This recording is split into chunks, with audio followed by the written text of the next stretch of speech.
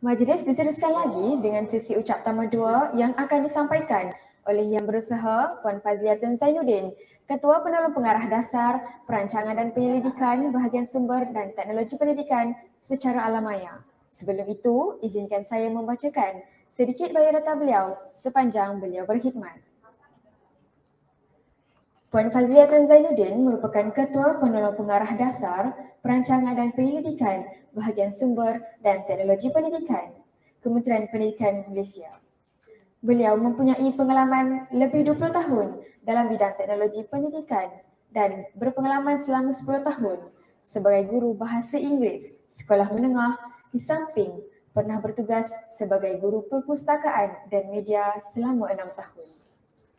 Antara bidang tugas beliau di Kementerian Pendidikan Malaysia ialah menguruskan pembangunan pusat sumber sekolah, pembestarian sekolah, pembangunan profesionalisme dan kini merancang dan menyelaras dasar pendidikan yang berkaitan dengan sumber dan teknologi pendidikan. Puan Fazliatun juga aktif di peringkat antarabangsa dan pernah membentangkan kertas kerja di Amerika Syarikat, Australia, Thailand dan Korea. Oleh itu, marilah kita bersama-sama mendengar sesi ucap tamu 2 yang akan disampaikan oleh Yang Berusaha Puan Fazliatun berkaitan peranan guru perpustakaan dan media dalam transformasi digital secara alamanya. Majlis dengan segala hormatnya mempersilakan.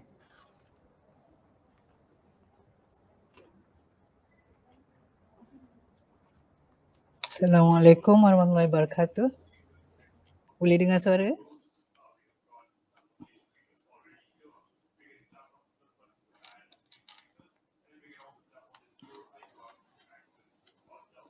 Boleh dengar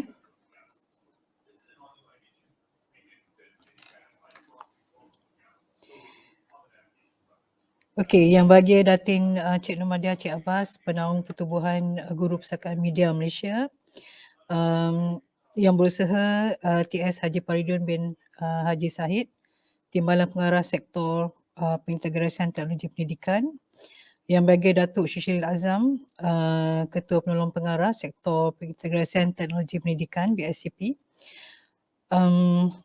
Dr. Zuridah Hanim, orang kuat urus setiap untuk Amalip Kedah, sahabat saya Encik Kamrul Zaman daripada bahagian pendidikan guru, profesionalisme guru, dan juga para pembentang kertas dari kalangan GPM yang dikasihi sekalian dan juga rakan-rakan yang mengikuti siaran ini. Assalamualaikum warahmatullahi wabarakatuh dan selamat sejahtera. Terima kasih atas introduction yang diberikan oleh Datin kepada saya tadi. Sebelum ini status memanglah sebagai kontak rapat tapi sekarang ni dah jadi positif. Alhamdulillah untuk ke udara pada pagi inilah dah macam-macam ubat yang saya makan supaya dapat bersama dengan tuan-tuan dan puan-puan dan juga tidak menghampakan jemputan yang diberikan oleh Jabatan Pendidikan Negeri Kedah. Terima kasih. Alhamdulillah kita dapat bersama pada pagi ini. Jadi saya teruskan dengan slide yang pertama iaitu tajuk pada hari ini ialah berkaitan dengan peranan guru pustakaan dan media serta hala tuju pusat sumber sekolah dalam pendidikan digital. Panjang tajuk ni dan bagi saya dia ada 3 perkara in one lah, tapi saya cuba garapkan yang terbaik supaya kita dapat sama-sama lihat apakah peranan kita sebagai GPM dan juga apakah hala tuju PSS kita. Dan perkara seterusnya ialah berkaitan dengan pendidikan digital. Okey, kalau kita lihat, saya pergi kepada end game dulu kenapa kita nak buat kerja GPM ni. Kalau kita lihat di peringkat yang disebut dalam Future of Job Report, World Economic Forum, dia mengatakan menjelang tahun 2025 sebanyak 10 kemahiran kerja yang melibatkan terutamanya berkaitan dengan penyelesaian masalah pengurusan kendiri, bagaimana cara bekerja dengan orang lain dan juga pembangunan dan juga penggunaan teknologi. Yang mana kemahiran-kemahiran ini amat diperlukan oleh murid kita pada masa hadapan. Jadi antaranya saya sebutkan ialah berkaitan dengan berpemikiran analytical dan inovasi. Maksudnya kita nak anak murid kita berfikir secara kritis dan kreatif. Kemudian pembelajaran aktif dan strategi pembelajaran. Maksudnya murid melaksanakan pembelajaran secara aktif, bukan pasif dengar cikgu bercakap saja. Kita nak mereka hands on. Kemudian mereka boleh menyelesaikan masalah yang kompleks, berfikiran kritis dan membuat analisis. Kreatif asli, maksudnya dia apa penghasilan dia bersifat original dan mereka berinisiatif. Kemudian mereka mempunyai kepimpinan dan juga keyakinan untuk berkomunikasi, yang mana di sini pengaruh sosial amat diperlukan. Kemudian dari segi penggunaan pemantauan dan kawalan teknologi, maksudnya dia tahu bila nak gunakan teknologi, apa aplikasi yang sesuai dan sebagainya lah. Dan begitu juga dengan dia tahu bagaimana nak mereka bentuk teknologi dan pengatur caraan, berdaya tahan, toleransi, stres, maksudnya kalau apa jadi pun dia boleh tolerate, dan juga fleksibel. Kemudian boleh menakul, reasoning, menyelesaikan masalah dan juga membangunkan idea serta konsep. Jadi untuk mencapai kemahiran-kemahiran ini yang disebutkan ini, maka kita perlu bergerak ke arah sesuatu yang dipanggil sebagai pendidikan 4.0. Kenapa kita panggil dia sebagai pendidikan 4.0? Kerana ini adalah berkaitan dengan pendidikan yang menuju ke arah penyediaan murid kepada revolusi perindustrian 4.0. Jadi antara ciri-ciri kandungan dan pengalaman pembelajaran murid yang perlu ada adalah dikenal pasti 8 daripadanya, melibatkan kewarganegaraan global, kreativiti dan inovasi. Kemudian murid perlu ada kemahiran teknologi, kemahiran interpersonal, pembelajaran diperibadikan dan pada kadar kendiri. Maksud diperibadikan ni ataupun personalized learning, maksudnya murid kita tahu dah murid kita berbeza daripada dia punya tahap pencapaian mereka. Jadi apa yang kita, maksudnya antara murid A dengan murid B tu berbeza. Jadi dengan menggunakan teknologi mungkin lebih mudahlah untuk kita tahu tahap-tahap pembelajaran yang diperlukan oleh murid. Kemudian pembelajaran secara inklusif dan mesra pengguna, yang mana pembelajaran itu melibatkan murid walaupun bukan mainstream, dia boleh jadi murid yang contohnya berkeperluan khas dan sebagainya lah. Kemudian pembelajaran secara kolaboratif dan juga berasaskan penyelesaian masalah. Yang ini contohnya macam melibatkan project based learning, inquiry, penemuan dan sebagainya, dan juga pembelajaran berpusatkan murid, student centered learning dan juga pembelajaran sepanjang hayat. Jadi kenapa ini merupakan slide yang pertama yang saya tunjukkan, sebab kita nak betulkan kita ataupun selaraskan mindset kita, yang mana apa yang perlu kita masukkan dalam kerja buat kita. Jadi mungkin kita boleh berfikirlah ke arah ini. Okay, next. Okay, ini yang saya nak tunjukkan tentang revolusi perindustrian keempat. So sekarang ini kita dah sampai ke tahap revolusi perindustrian keempat ataupun dipanggil 4IR, yang mana ada 3 perkara komponen utama lah yang dalam 4IR ni, iaitu dari segi fizikal, digital dan biological digarapkan sekali So antara perkara utama yang ada dalam 4IR ni ialah antaranya robot berotonomi ataupun autonomous robots, simulation, pengintegrasian sistem, integrated system, kemudian IoT, Internet of Things, dari segi keselamatan cyber, kemudian cloud computing, dari segi augmented reality, big data dan juga analytics. Untuk pengetahuan semua 4IR ni dia berbeza daripada ICT. Kalau dulu kita sibuk dengan kita nak murid-murid kita ada kemahiran ICT, tapi sekarang they have to know more than ICT, iaitu berkaitan dengan 4IR. 4IR ni melibatkan penghasilan produk ataupun inovasi lah untuk yang menggunakan teknologi. Jadi ini adalah antara perkara utama lah yang perlu kita dapatkan. Ya. Okey, seterusnya. Kalau kita lihat di mana Malaysia dalam revolusi 4IR ni, kalau kita lihat di situ, ini merupakan daripada buku Schools of the Future yang diterbitkan oleh World Economic Forum. Malaysia berada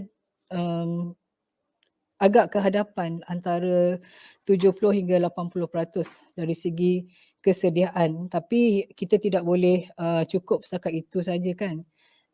Kita perlu berusahalah lebih lagi untuk meningkatkan tahap Malaysia di peringkat dunia. Jadi kalau tengok di sini pencapaian negara kita agak membanggakanlah, yang mana mungkin kita kurang sikit daripada beberapa negara seperti Finland, Iceland, Sweden, Netherlands, Switzerland dan juga lebih ke hadapan daripada USA. Jadi ini merupakan antara usaha-usaha yang dibuat oleh Kementerian Pendidikan Malaysia lah untuk kita mencapai seperti apa yang kita dapat sekarang. Jadi kita berharap supaya GPM dapat memainkan peranan masing-masing untuk kita sama-sama menggerakkan kesediaan murid untuk mendepani revolusi 4IR. Okey, seterusnya. Okey, kenapa kita nak buat ni semua? Sebenarnya kita ingin menyokong agenda global dan nasional. Yang mana kalau kita lihat di bawah UNESCO Sustainable Development Goals 2030, yang mana dalam SDG 4 ialah adalah berkaitan dengan pendidikan berkualiti. Jadi semua negara di bawah Pertubuhan Bangsa-Bangsa Bersatu perlu merancang supaya dapat memberikan pendidikan berkualiti yang menyeluruh dan saksama. Menyeluruh tu maksudnya inklusif. Saksama maksudnya adil lah dari segi gender, dari segi bandar, luar bandar dan sebagainya. Kemudian di peringkat negara kita sendiri, kita ada dasar baru yang menggantikan Wawasan 2020, iaitu Dasar Wawasan Kemakmuran Bersama 2030, yang mana matlamatnya adalah untuk menyediakan taraf hidup yang wajar kepada semua rakyat Malaysia menjelang tahun 2030. Dan kalau kita rujuk kepada prinsip panduan ke-6 yang berkaitan dengan masyarakat peri belajar, yang mana kita perlu memupuk budaya keilmuan dan dalam kalangan masyarakat dan pembangunan generasi pekerja berkemahiran tinggi berdasarkan keperluan industri masa hadapan. Jadi ini dia dah terjemahkan apa yang terkandung dalam revolusi perindustrian keempat. Dan kita juga jangan lupa merujuk kepada Pelan Pembangunan Pendidikan Malaysia 2013-2025, yang mana kita ingin memastikan sistem pendidikan negara kita berfungsi dengan berkesan yang menjadi asas kepada perkembangan ekonomi negara dalam persaingan ekonomi global. So kita kena ingat the end game untuk pembangunan pendidikan kita ialah untuk menyediakan pembangunan modal insan yang boleh berdaya saing dalam ekonomi peringkat global. Jadi kita bukan mendidik ni bukan suka-suka je nak didik. Dia ada satu matlamat yang kalau kita lihat dia akan pergi kepada pembangunan modal insan. Okey, seterusnya untuk yang keempat, next. Kita ada dasar revolusi perindustrian keempat negara yang mana Malaysia berusaha untuk memacu usaha bersepadu dalam mentransformasikan pembangunan sosioekonomi negara melalui penggunaan teknologi 4IR secara beretika. Dan kalau yang berkaitan dengan pendidikan iaitu teras satu yang bertujuan untuk mempersiapkan rakyat dengan pengetahuan dan set kemahiran berkaitan dengan 4IR. Jadi kalau sebelum kalau kita lihat kita perlu bergerak ke arah ini. Kemudian kita ada rangka tindakan ekonomi digital Malaysia, Mind Digital, yang mana dalam yang berkaitan dengan pendidikan dalam teras 4 dan juga teras 6, yang mana teras 4 bertujuan untuk membangunkan bakat digital yang tangkas dan kompeten, dan teras 6 memberikan fokus kepada pembinaan persekitaran digital yang dipercayai, selamat dan beretika. Jadi antara usaha yang kita buat adalah berkaitan dengan kesedaran keselamatan cyber kepada murid. Dan seterusnya berkaitan dengan jalinan digital negara yang mana pelan ini dirangka untuk meningkatkan kesaling hubungan dan komunikasi yang mampan di seluruh negara. Jadi kalau kita lihat negara berusaha untuk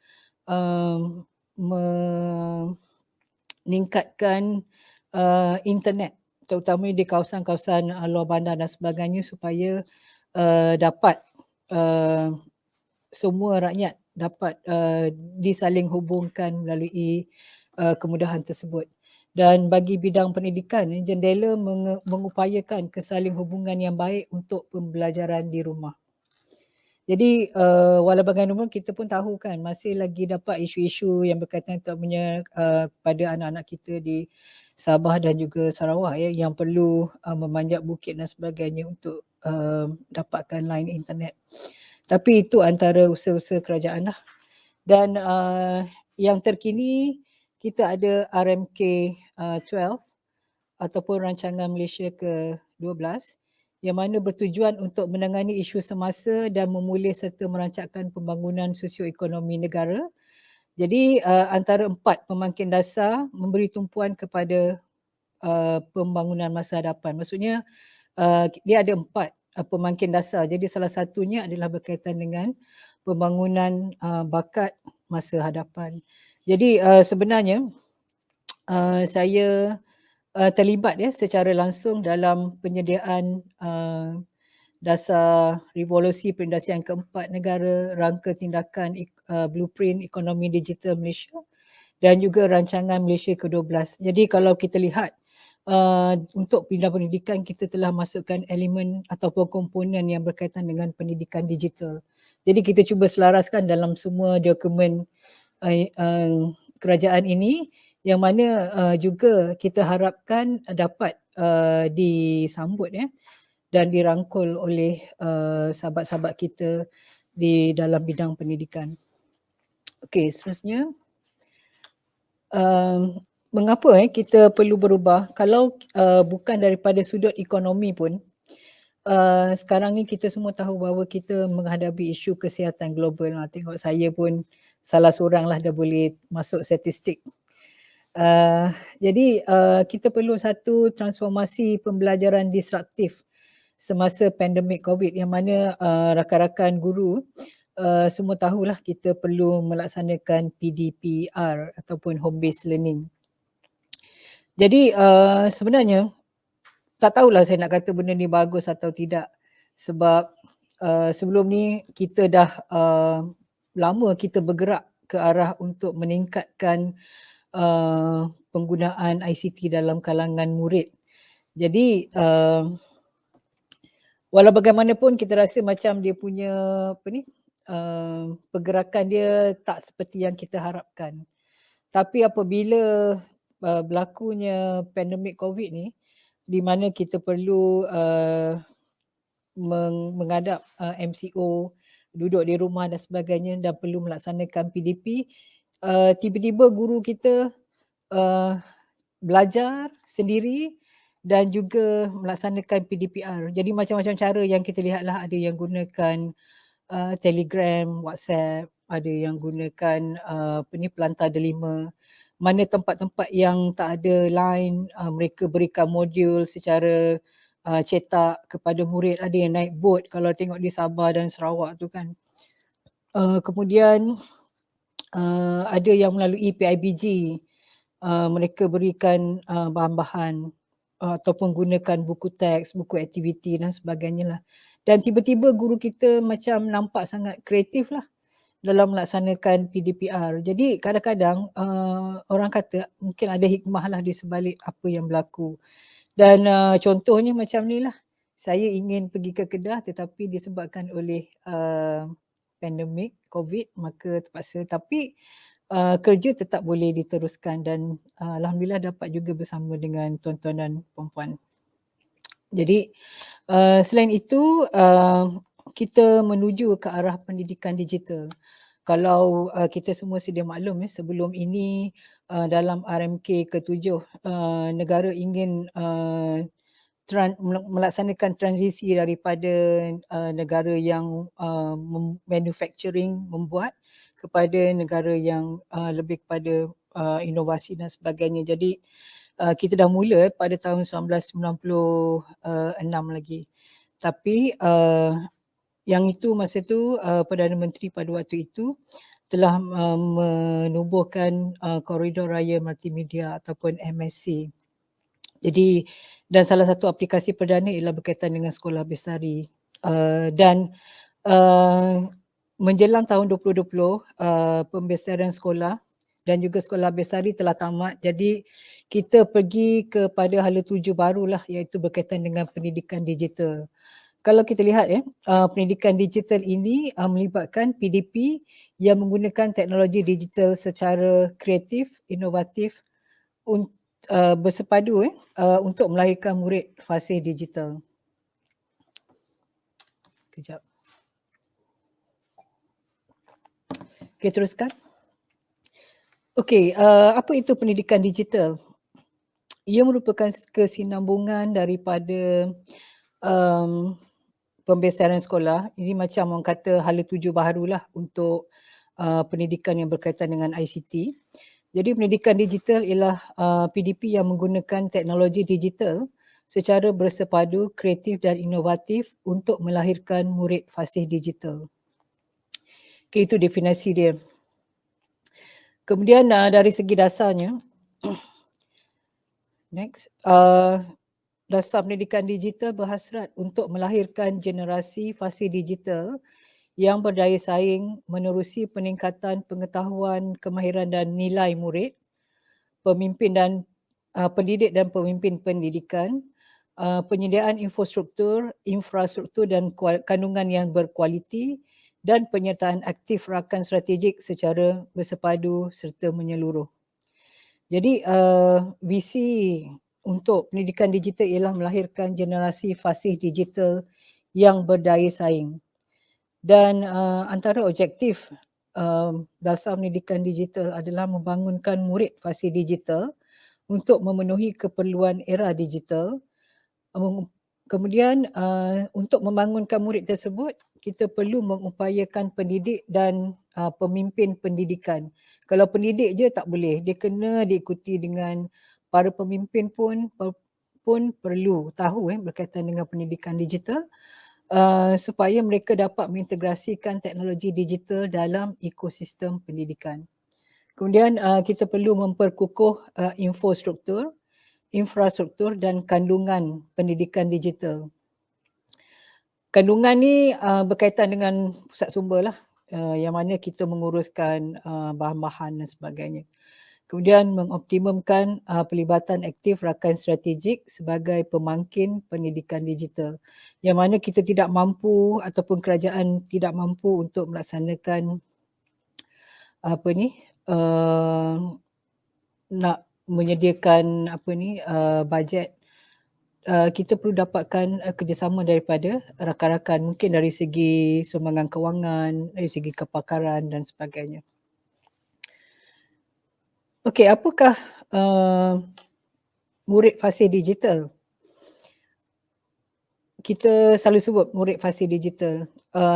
Maksudnya mereka adalah murid yang berupaya menggunakan teknologi digital secara bersepadu, kreatif dan inovatif untuk mencipta dan menghasilkan inovasi, menganalisis data secara saintifik, menyelesaikan masalah, meningkatkan keberkesanan komunikasi dan kolaborasi dan juga menggunakan teknologi secara selamat, bertanggungjawab dan beretika. Jadi sebagai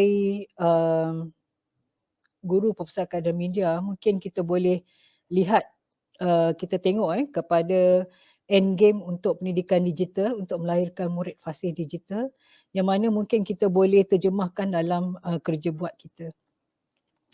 Okey, seterusnya, ini adalah kerangka pendidikan digital yang mana tadi saya dah sebutkan berkaitan dengan matlamat dan juga objektif. Kita ada 6 teras strategik, iaitu berkaitan dengan murid berkemahiran digital. Teras kedua, pendidik yang kompeten digital. Teras ketiga, budaya kepimpinan digital yang berwawasan. Yang keempat, pengupayaan infrastruktur dan infrastruktur. Teras yang kelima, kandungan digital yang berkualiti. Dan yang keenam, rakan strategik yang komited. Jadi dalam kita nak merangka plan strategik ataupun plan tahunan pusat sumber kita, mungkin kita boleh ambil bidang-bidang ini untuk kita terjemahkan dalam pelaksanaan aktiviti kita. Jadi kita nampak pusat sumber sekolah telah bergerak ke arah tersebut. Contohnya macam kita ada program seperti membaca menggunakan e-book, kemudian murid-murid digalakkan untuk membangunkan kandungan masing-masing, katakan daripada buku yang telah dibaca. Kemudian kita ada TV PSS yang mana kita galakkan murid jadi moderator kepada satu-satu program rancangan yang berkaitan dengan pendidikan di peringkat sekolah contohnya. Jadi itu antara yang kita nampaklah yang berkaitan dengan pendidikan digital yang pusat sumber telah mainkan peranan. Jadi mungkin ada banyak lagi, saya tahu sahabat-sahabat semua yang dalam ni sangat kreatif kalau tengok tadi ada macam-macam buku yang kita telah tuliskan. Mungkin lepas ni yang bagi Datin ataupun Dr. Zu, kita boleh tulis tentang amalan-amalan terbaik berkaitan dengan teknologi, yang berkaitan dengan bidang pusat sumber sekolah yang boleh dimainkan oleh guru-guru sekalian. Okey, seterusnya dari segi kita ada 19 strategi, kemudian 48 inisiatif, dan ini adalah di peringkat perancangan strategi lah. Yang ini tuan-tuan dan puan-puan boleh baca sendiri, saya tak akan sebutkan satu persatu. Yang mana untuk teras satu kita fokus bagaimana untuk melahirkan murid yang berkemahiran digital. Contohnya kita akan bangunkan standard kompetensi digital murid. Kemudian kita akan membudayakan penggunaan digital dalam pembelajaran murid dan juga memupuk bakat murid. So itu antara perkara penting lah. Untuk teras dua yang mana rakan kita, Encik Kamrul Zaman, dia ada ni orang kuat ni lah di BPG, dia memperkasakan kompetensi guru dalam bidang digital. Kemudian di T3, teras 3 berkaitan dengan budaya kepimpinan digital, kita nak pastikan pemimpin kita, walaupun kita bukan nak tahu dia macam mana dia operate berkaitan dengan digital ni, cuma dia tahu bagaimana untuk memimpin pelaksanaan pendidikan digital di sekolah. Kemudian untuk teras yang keempat, yang mana kita berusaha untuk menyediakan sumber kepada sekolah. Jadi antara usaha yang telah dibuat oleh KPM adalah alhamdulillah pada tahun ini kita telah dapat menaik taraf sektor sumber dan teknologi pendidikan SSTP JPN dengan peralatan yang berkaitan dengan studio digital dan juga digital maker hub. Sebenarnya asalnya kita mohon untuk diberikan kepada sekolah. ada 2 permohonan yang kita mohonlah. Pertama ialah untuk menaik taraf pusat sumber sekolah yang mana boleh melaksanakan aktiviti yang berkaitan dengan penghasilan sumber di sekolah. Tapi buat masa ini KPM berpandangan bahawa cukuplah kita beri kepada SSTP dan juga di PKG dahulu supaya pusat-pusat kegiatan guru ini dapat digunakan untuk sekolah-sekolah di sekeliling itulah memanfaatkannya dari segi. Jadi kita akan tingkatkan kompetensi pegawai-pegawai kita untuk membantu para guru sekalian. Jadi saya rasa selepas pegawai kita di PKG, the next person yang perlu terlibat adalah guru-guru, guru pusakada media dan juga guru penyelaras bestari ataupun guru ICT. So ini adalah 2 ejen perubahan utama di sekolah yang perlu bergerak ke arah pendidikan digital dan diikuti dengan guru-guru lain. Okey, kemudian dari segi teras yang kelima, kita akan meningkatkan pelantar pembelajaran yang mana kita dah mula kerja ke arah tersebut.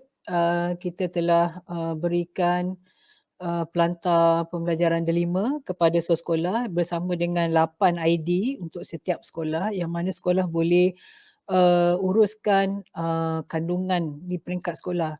Dan kerja itu sepatutnya perlu disambut oleh guru pusakada media. Bukan hanya kita harap pada admin pelantar delima saja. Jadi untuk tujuan ini GPM perlu duduk bersama dengan guru penyiaran bestari, duduk bersama dengan admin pelantar delima untuk sama-sama bangunkan contoh macam kita katakan repository ataupun bank pengetahuan ataupun nama lain kita kata pusat sumber digital. Saya tak nak sebut perkataan yang tinggi-tinggi sangat sebab nanti takut macam rasa tak boleh buat kan. Benda yang simple je, tinggal lagi kita susun dan uruskan supaya mudah boleh diakses oleh murid. Kemudian selain pada itu, kita perlu memperkasakan kandungan digital yang memenuhi standard dan keperluan kurikulum. Jadi untuk zaman sekarang ni kita tak boleh harapkan contohnya BSTP sahaja untuk bangunkan bahan-bahan tersebut. Sekarang ni kita dah pergi kepada user generated content. Kalau kita tengok kat TikTok tu macam-macam, cikgu pembuat, anak murid pembuat, tapi adakah dia memenuhi standard dan keperluan kurikulum? Jadi kita boleh galakkan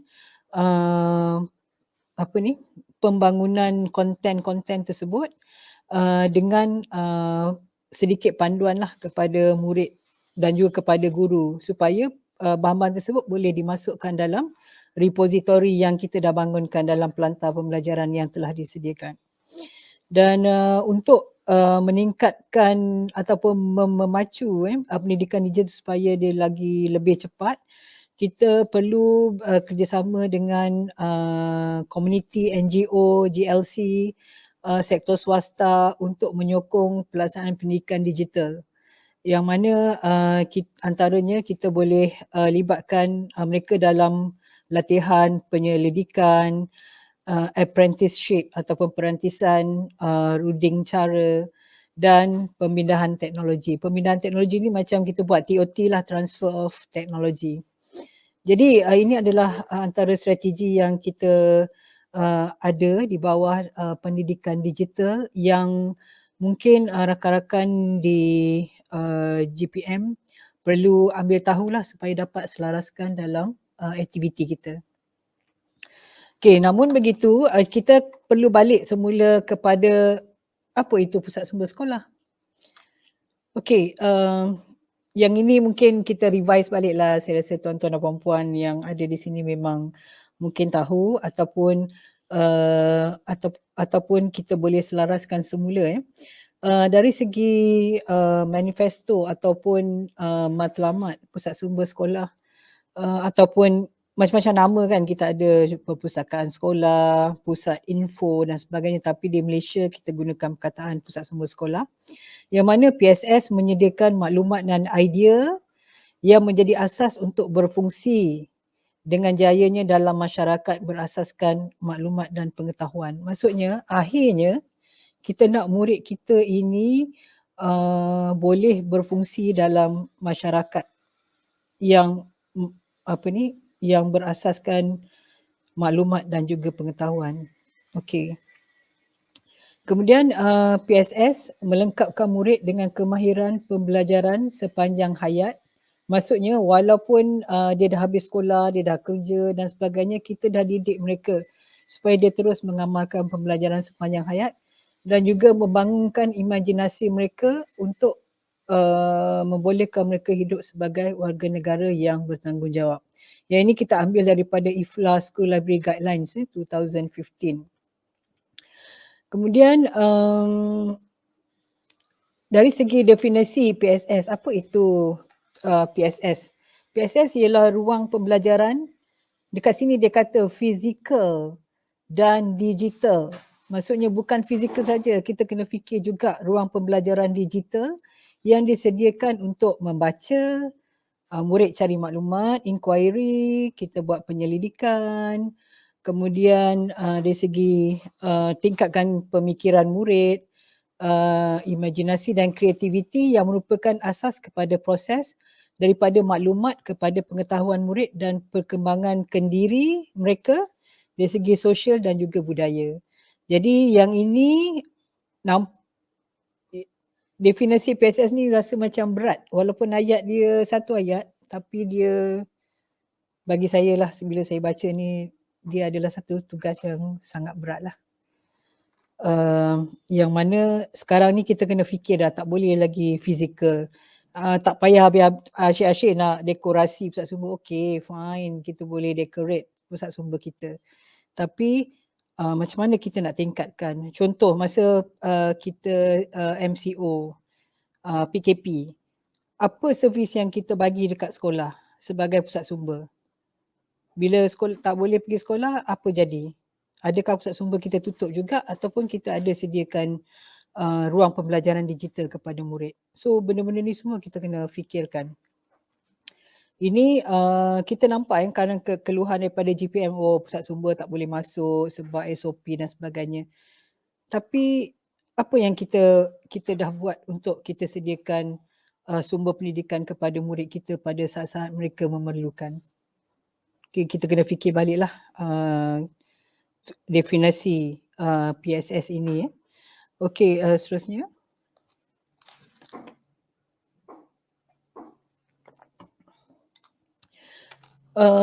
Supaya kita jelas apa yang dimaksudkan proses maklumat kepada pengetahuan tu, saya nak share lah satu model yang dipanggil sebagai DIKW. D maksudnya data, I information, K knowledge and W wisdom. So dia ada satu piramid yang paling bawah ialah data. Jadi data-data yang ada di sekeliling kita ni apabila kita proses dia akan jadi satu konteks yang mana dia jadi maklumat. Okey, contohnya saya bagi contoh yang mudah lah. Contoh di bulan Februari, katakan 20 hari daripada 28 hari bulan Februari hujan. Jadi apa yang kita dapat daripada data tersebut? Iaitu maksudnya kita boleh katakan ini musim hujan. Itu dia telah jadi satu maklumat. Kemudian maklumat yang kita ada ini apabila diproses, dia akan memberikan makna yang mana dia menjadi pengetahuan. Okey. Contohnya GPM. Saya walaupun saya tak nampak tapi saya bayangkan di dalam di IBDA ni ramai GPM perempuan, betul? Jadi daripada sini kita dapat tahu kan ramai guru GPM. Maksudnya kita dah tahu dah, every time kita pergi mana-mana pun kita dah tahu dah ramai guru perempuan yang akan jadi GPM. Kemudian itu kita dah jadi pengetahuan. Jadi apabila pengetahuan tu diproses, dia akan diaplikasikan dan jadi satu pandangan. Jadi pandangan inilah yang mendatangkan kebijaksanaan. Jadi kita dah tahu dah, contohnya bawa kereta, dah tahu buat macam ni apa akan berlaku, dan kita dah maksudnya kita dah tak payah fikir dah tentang perkara tersebut dah, sebab kita telah mencapai tahap kebijaksanaan. So sebagai guru perpustakaan dan media, kita perlu tahu ini, yang mana macam mana kita nak bina pengetahuan murid daripada data kepada kebijaksanaan. Macam mana kita nak translatekan model ini dalam bentuk kerja buat kita. Mungkin sekarang ni mudah je, tuan-tuan dan puan-puan boleh cari di internet lah, dan boleh baca untuk seterusnya. Yang ini saya lontar saja perkara-perkara yang perlu kita tahu, ya. Okay, next. Okay. Kita patah balik apabila guru perpustakaan dan media dan juga pusat sumber sekolah ni sebenarnya dia sangat dekat dengan teknologi pendidikan. Mereka adalah ejen perubahan dalam dua bidang utama ini. Satu ialah dalam bidang teknologi pendidikan dan juga kedua ialah dalam bidang sumber pendidikan. Apakah teknologi pendidikan? Teknologi pendidikan ialah aplikasi media, pendekatan dan teknik penyampaian kandungan kurikulum untuk PDP berkesan. Yang ini sebenarnya guru, kita sebagai guru, kita buat untuk diri kita. Macam mana kita mengintegrasikan teknologi pendidikan dalam kelas kita. Tetapi sebagai guru perpustakaan dan media, kita perlu memimpin kawan-kawan kita, terutamanya guru-guru baru, bagaimana untuk mengintegrasikan teknologi pendidikan ini dalam kelas mereka. So kaedah-kaedah pendekatan baru, bentuk pembelajaran baru, kita kena jadi pemimpin, kita kena lead rakan-rakan kita. Sebab tu kalau boleh kita nak GPM ni terdiri daripada guru-guru yang senior, yang mereka telah ada pengalaman untuk dia punya PDP sendiri sebelum dia boleh jadi pemimpin dan juga penggerak lah untuk membantu rakan-rakan guru yang lain. Selain pada itu, tugas dalam bidang yang kedua adalah menguruskan koleksi bahan dan berkaitan dengan sumber pendidikan, koleksi bahan dan media dalam pelbagai format yang digunakan untuk meningkatkan kualiti PDP serta menjadikan pembelajaran bermakna dan menyeronokkan. Jadi yang ini tugas ni kita kena ambil kira lah. Jadi saya dapat rumuskan ada 4 bidang peranan utama GPM lah, iaitu berkaitan dengan instruction, berkaitan dengan PDP, bagaimana kita memimpin PDP di sekolah. Kemudian dari segi pengurusan, kemudian kita perlu jadi pemimpin dan juga kita kena collaborate dengan guru-guru lain. Kita jangan duduk kat pusat sumber kita seorang-seorang je buat kerja gitu gini, lepas tu kita marah orang tak tak bantu kita dan sebagainya. You kena ada sifat-sifat yang pemimpin, boleh mempengaruhi rakan-rakan lain untuk berkolaborasi. Dan juga selain daripada itu, kita mengadakan jalinan kerjasama dengan pihak luar, dengan komuniti, dengan Jabatan Pendidikan Negeri, dengan PPD, dengan agensi, dengan kementerian lain, dengan pihak swasta dan sebagainya. Jadi itu adalah 4 bidang utama lah. Dan seterusnya kalau kita tengok peranan GPM, next. Peranan GPM dari segi deskripsi tugas kita, yang ini kalau berdasarkan JD lah, job description. Kita merancang, mengurus, menyelaras, melaksana, memantau dan menilai pembangunan pusat sumber sekolah. Pembangunan tu maksudnya bukan nak bangunkan pusat sumber tu. Maksudnya pembangunan tu how you develop, how you memajukan pusat sumber sekolah. Ada 3 perkara penting ni. Pusat sumber sekolah, literasi maklumat dan galakan membaca. Dan ayat akhir tu yang penting, berdasarkan keperluan kurikulum. Bukan kita short-short sendiri je kita nak bangunkan pusat sumber kita, buat macam tu macam ni. Adakah every time pun kita kena relate, kita kena tanya diri kita adalah adakah apa yang saya buat ini berdasarkan keperluan kurikulum. Sebab itu adalah the main point kita ada pusat sumber. Pusat sumber ialah untuk menyokong pelaksanaan kurikulum.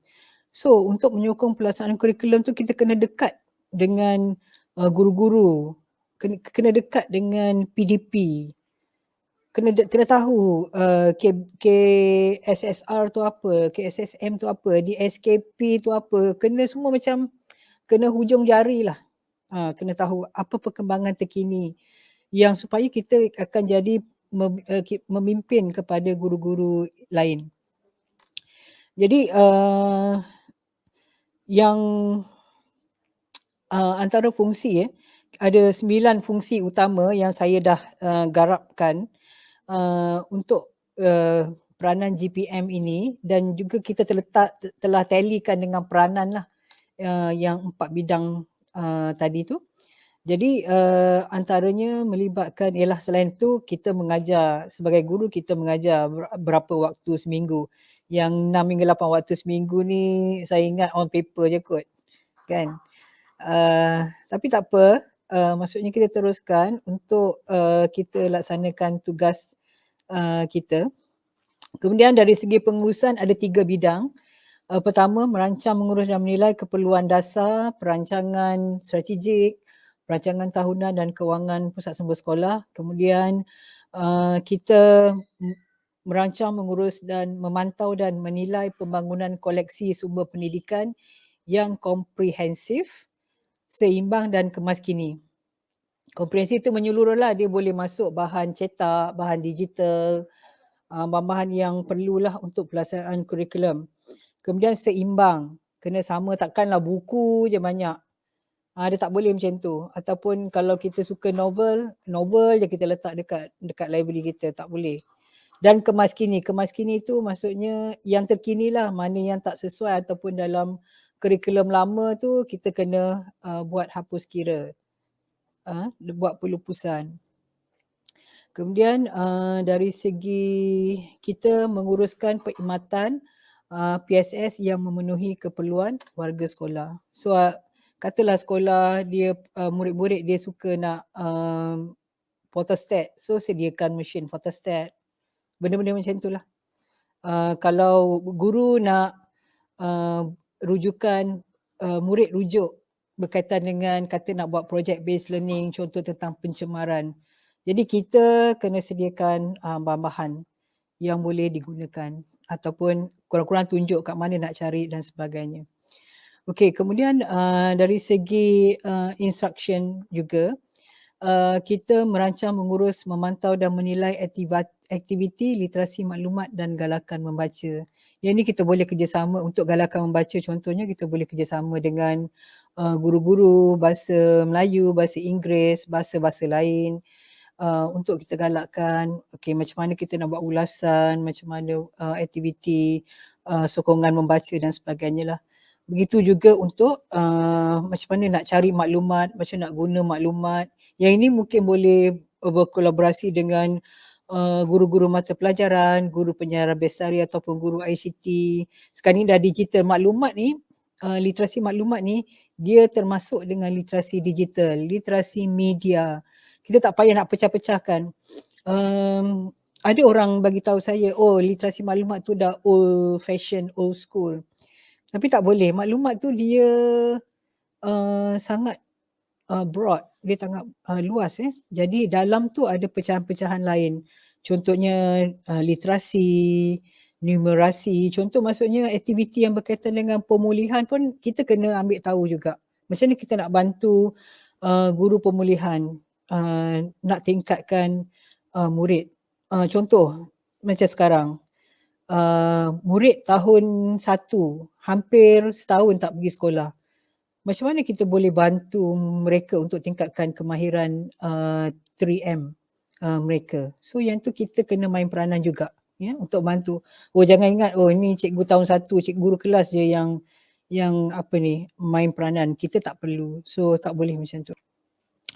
Okey, seterusnya dari segi kepimpinan dan kolaborasi, ada 3 bidang di sini, iaitu dari segi merancang, mengurus, melaksana dan menilai pembangunan profesionalisme berterusan bagi meningkatkan penggunaan sumber pendidikan dalam PDP. Kita selain daripada kita sediakan perkhidmatan, kita kena uruskan pembangunan profesionalisme guru juga. Apa latihan-latihan yang diperlukan oleh mereka untuk guru-guru ni pergi ke hadapan. Yang ini saya nampak kuranglah penekanan di peringkat GPM sebab dia fokus pada murid saja. Selain pada itu, guru pun juga perlu dibantu dari segi penggunaan sumber pendidikan. Barulah kita boleh jadi pemimpin yang dikenali ataupun yang orang kata boleh memimpin untuk sekolah kita. Kemudian selain pada itu, kita dari segi aktiviti promosi sumber pendidikan, literasi maklumat dan membaca, kita kena buat yang mana aktiviti promosi ni kita boleh libatkan sahabat-sahabat kita daripada mata pelajaran daripada bidang lain dan sebagainya. Kemudian memantau dan menilai penggunaan sumber pendidikan bagi penambahbaikan berterusan. Yang ini lebih kepada apabila kita buat kerja, dia PDCA, Plan, Do, Check, Act. So dah habis kita buat dan kita nilai. Maksudnya kena buat contoh macam kajian tindakan ataupun kita buat penyelidikan kalau kita ada masa lah, ataupun kita galakkan guru-guru sendiri yang buat penilaian tersebut. Tak adalah kata kita short sendiri je, kita main beli, katakan kita ada sekian-sekian bajet untuk sekolah kita main beli je. Dia tak boleh macam tu. So kita kena nilai mana bahan yang banyak digunakan oleh murid. Kita kena strategize. Contoh untuk ke depan ni kita nak fokus kepada pendidikan digital. So macam mana kita nak upgrade pusat sumber kita. So perkara tu kena ambil kira. Sama ada gunakan duit PCG ataupun kita mohon daripada PIBG ataupun daripada agensi dan sebagainya. Dan akhir sekali menjalin kerjasama melalui perkongsian pintar dengan agensi untuk meningkatkan pembangunan PSS, literasi maklumat dan galakan membaca. So ini adalah antara fungsi utama GPM. Dan kita sebut sebagai umum saja, tuan-tuan dan puan-puan lah yang perlu terjemahkan dalam bentuk kerja buat dalam ruang lingkup apa agenda global, apa agenda di peringkat nasional dan sebagainya. Okey, teruskan. Dia bila makan ubat ni tekak dia macam dia kering sikit. Okey, sebenarnya matlamat PSS adalah untuk melahirkan murid celik maklumat yang melibatkan diri secara aktif, bertanggungjawab dan beretika dalam masyarakat. Jadi ini antara ciri-ciri murid celik maklumat lah. Yang ini kan kalau kita tengok balik, dia lebih kurang sama dengan murid fasi digital tadi. Murid fasi digital tu untuk pendidikan digital dia fokus kepada digital, tetapi maklumat ni dia lebih luas, yang mana ciri-ciri murid fasi digital tu terkandung di dalam ciri-ciri murid celik maklumat. Jadi yang ini dia melibatkan mengamalkan murid boleh mengamalkan pembelajaran kendiri yang secara kompeten dan peka terhadap keperluan maklumat. Contohnya dia tahu nak cari maklumat macam mana, kalau guna pelantar D5 dia tahu nak pergi cari kat mana dan sebagainya. Kemudian mereka dapat mempamerkan keyakinan untuk menyelesaikan masalah dan tahu macam mana nak cari maklumat yang relevan dan boleh dipercayai. Dipercayai itu maksudnya dia tahu nak bezakan antara fakta dan juga auta atau facts or fake news kan. So dia tahu. Kita kena ajar ni pada murid. Ada kadang-kadang kita tengok dia ambil sumber bila kita kata bagi tahu serta-serta benda, bila kita tanya daripada sumber mana, dia kata TikTok. So kita kena terangkan, boleh percaya tak TikTok tu? Berbanding dengan daripada organisasi, maklumat pada organisasi dan sebagainya. So perkara tersebut kita kena ajar kepada murid. Kemudian dia tahu macam mana nak gunakan peralatan teknologi untuk mengakses maklumat dan juga mempersembahkan maklumat. Contoh, kalau benda tu sesuai dalam bentuk PowerPoint, dia bentang dalam bentuk PowerPoint. Tak adalah dia bentang dalam bentuk yang lain-lain dan sebagainya. Kemudian dia boleh memberi respons dengan cara yang selesa dalam apa situasi walaupun dia pun tak tahu jawapan. Sekarang kita duduk dalam dunia yang tiada jawapan. But daripada analisis yang kita dah buat, kita boleh pertimbangkan, maksudnya apa pandangan kita boleh diterima atau tidak. Kita boleh beri cadangan dan sebagainya. Kemudian mereka mempunyai standard yang tinggi dalam kerja buat mereka dan juga menghasilkan produk yang berkualiti ataupun penghasilan kerja, penghasilan tugasan yang berkualiti. Kemudian murid kita fleksibel, dia boleh menyesuaikan diri dengan perubahan dan juga mampu berfungsi sama ada secara individu ataupun berkumpulan. Dia tak adalah dia introvert je, dia seorang-seorang. Sekarang ni kita perlu dua-dua, ya. Kita kena jadi introvert, maksudnya kita boleh secara individu dan at the same time kita boleh bekerja dalam kumpulan ni. Bila masuk kumpulan, kita pasif je, tak buat apa-apa, sedangkan kawan-kawan kita yang uruskan semua. So tak boleh macam tu. So dia kena belajar how to share, how to take lead, tak adalah pasif saja dan sebagainya. So ini adalah antara ciri-ciri murid celik maklumat yang ingin kita lahirkan. Kalau tidak, penatlah kita buat pusat sumber, buat kerja itu, buat kerja ni, tapi akhirnya kita tak dapat nak ukur murid kita ni celik maklumat atau tidak. Okay. Alright. Seterusnya, saya nak kongsikan sedikitlah, sebab bila kita bercakap tentang pendidikan digital dan kita juga berperanan dalam bidang instruksi PDP, jadi kita kena tahu model perintegrasian teknologi instruksional ni. Macam mana kita nak bantu guru kita. So dia ada satu model yang dipanggil SAMR ataupun Substitution, Augmentation, Modification and Redefinition. Jadi ini adalah model ni, dia merupakan satu strategi untuk mentransformasi PDP melalui perintegrasian dalam bilik darjah. Okay. Sekarang kita ada PDPR. Cikgu-cikgu kita buat PDPR ataupun kita boleh buat tugasan ataupun sekarang ni kita boleh buat secara hybrid. Contoh macam sekarang ni. Okey, sebenarnya dia ada 4 tahap perintegrasian. Yang paling rendah ialah substitution, yang paling tinggi ialah redefinition. Jadi yang 2 yang bawah tu dia hanyalah dia lebih kepada enhancement ataupun dia up substitution dengan augmentation ni, dia menggambarkan situasi penggunaan teknologi yang hanya menggantikan proses. Dia gantikan je. Lepas ni saya akan bagikan contoh. Manakala kategori yang kedua tu transformation, maksudnya di bawah modification dengan redefinition, kita dah tunjukkan perubahan yang ketara dalam perintegrasian teknologi pendidikan. Okey, seterusnya kita nak tengok contoh ni macam mana, apa yang saya maksudkan tadi. Next. Di bawah substitution, kebergantungan kita terhadap teknologi paling rendah. Jadi teknologi ni dia hanyalah pengganti kepada sesuatu tugasan. Maksudnya kalau tak ada pun tak apa. Contoh, sebelum ni kita suruh murid tulis karangan dalam buku tulis. Tapi kita hanya suruh mereka tulis dalam Microsoft Word ataupun Google Doc dan sebagainya. Itu je. Dia buat je. So itu hanyalah di peringkat substitution.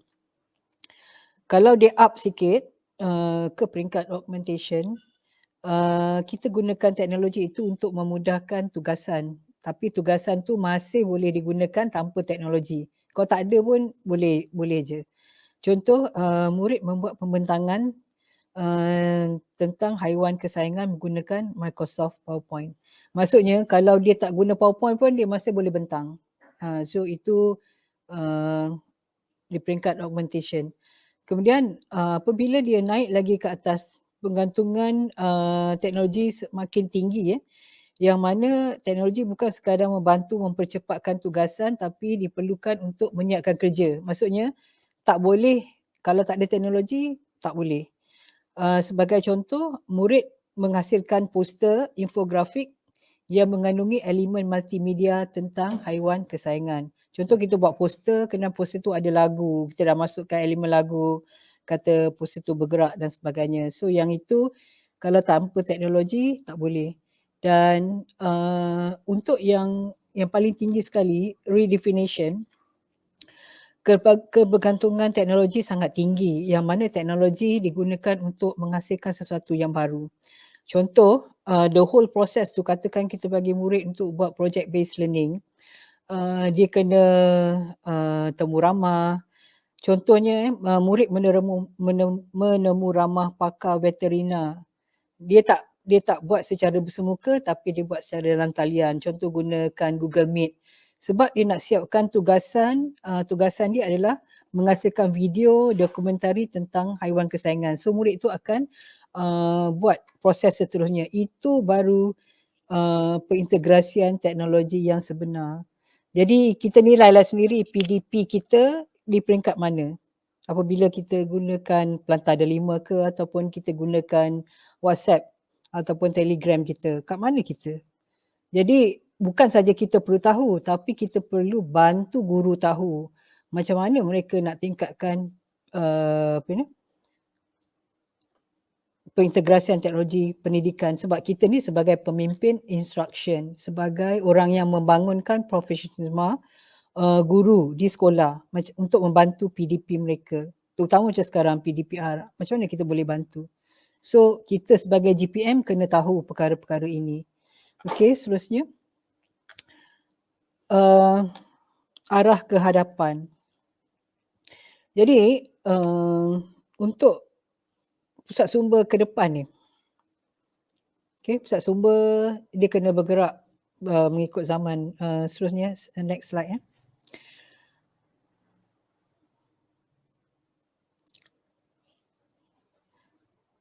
Okey, untuk arah ke hadapan ni, PSS kena berubah. Dia tak boleh sama macam PSS masa zaman Datin dulu jadi GPM. Tak boleh. Sekarang ni kita kena lihat ada perubahan dalam bentuk dari segi budaya cetak. Sekarang ni kita ke arah budaya digital. So pembangunan koleksi kita pun tak boleh semua cetak. Dia perlu ditambah nilai dengan bahan-bahan digital. Kemudian PSS kita satu hari nanti dia bukan saja pusat sumber sekolah, dia akan jadi pusat teknologi. Sebab dia kena high tech. Sebab bahan-bahan ni semua banyak dalam bentuk digital. Kemudian peranan GPM nanti, dia akan jadi pakar sumber digital. Contoh orang tanya, sekarang ni orang tanya buku ni kat mana, tapi satu hari nanti dia akan jadi, you akan tunjukkan bahan-bahan tu dalam dekat mana repository. So cari dekat sini. So sebagai pakar ni kita kena sediakan, selain daripada kita bantu dia cari, kita pula kena susun kita punya bahan-bahan dalam bentuk digital. Kemudian untuk ke depan ni, dulu bolehlah kita ada ruang pembelajaran individu, kita ada Carol apa. Sekarang ni dalam pembelajaran abad ke-21, dalam pembelajaran digital, dia lebih bersifat kolaboratif. Maksudnya buat kerja dan projek dalam berkumpulan dan sebagainya. So kena bantu, kena sediakan ruang-ruang supaya mereka boleh berbincang. Contoh kena sediakan meja-meja, mungkin katakan sediakan monitor atau TV yang mana dia boleh buat small discussion. Dia boleh gunakan laptop yang dia bawa sendiri dan cocok dan untuk bincang dalam small group kan. Kemudian peranan GPM juga dia akan berubah, mungkin dia akan jadi pengurus ataupun webmaster untuk repository sekolah. So konten dia kena jaga, tak boleh harapkan admin Pelantar Delima tu yang buat. Kita kena main peranan aktif dalam tu. Kemudian at the same time kita nak murid kita boleh menjadi orang yang menghasilkan sesuatu, boleh mencipta sesuatu yang baru. So dalam aktiviti yang kita buat, kita kena collaborate dengan guru-guru mata pelajaran untuk buat perkara-perkara ni. Kemudian kita perlu sediakan ruang yang boleh ada movement, yang boleh ruang yang fleksibel, boleh bergerak-gerak, tak adalah statik. Ruang tu boleh berubah. Contoh kalau nak untuk kalau dia nak baca untuk dalam kumpulan macam mana. Kalau nak present macam mana. So ruang tu tak statik lah, dia boleh berubah.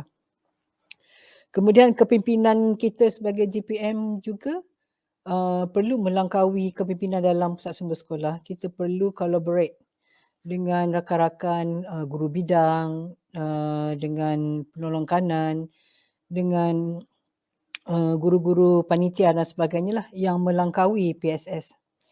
Dan kita juga seperti yang disebutkan sebelum ni, menjadi pemimpin kepada pembangunan profesional yang diperibadikan. Maksud diperibadikan maksudnya sekolah kita perlukan apa. So kita personalize aktiviti latihan kita.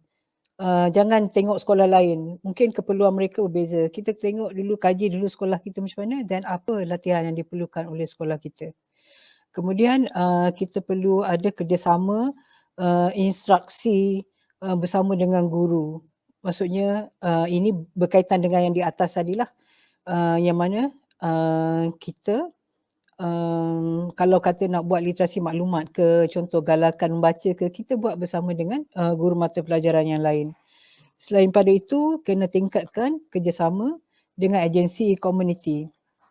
Dan at the same time kita kena fikirkan ataupun secara strategik kita buat plan bagaimana nak sediakan prasarana yang sesuai untuk pusat sumber kita. Kalau tak dapat duit daripada PCG, contohnya kita mohon dekat PIBG. Macam mana? Kita nak mohon untuk sediakan murid nak cari maklumat. Kita nak tubuhkan, nak buat aktiviti TV PSS contohnya. Kita perlukan apa? Green screen, apa semua. Yang itu kita kena strategik. Takkanlah semua benda yang kita nak sekali rap, okey kita nak 1 juta, manalah ada duit kan. So kita kena buat perancangan. Kita nak capai apa dulu? Apa impak yang paling tinggi? Yang itu kita fokus dulu kan. Kemudian dari segi kita juga kena menyokong bila dah sebut tentang digital ni, kita kena pertimbangkan dari segi data dan privacy murid. Kena ajar mereka dari segi kemahiran bagaimana kesedaran keselamatan cyber. Yang itu boleh kerjasama dengan guru penyiar bestari.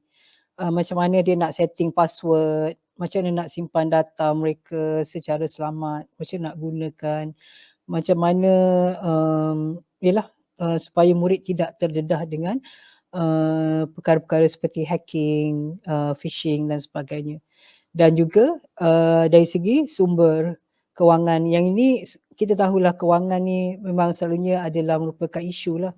Tapi dia berkaitan dengan bila nak sediakan prasarana tu tadi, kita perlu fikir sumber-sumber apa yang kita ada. Sumber apa yang boleh dapat secara percuma, sumber apa yang kita boleh dapatkan dari bentuk kewangan, bantuan, dana dan sebagainya. Kita kena strategize.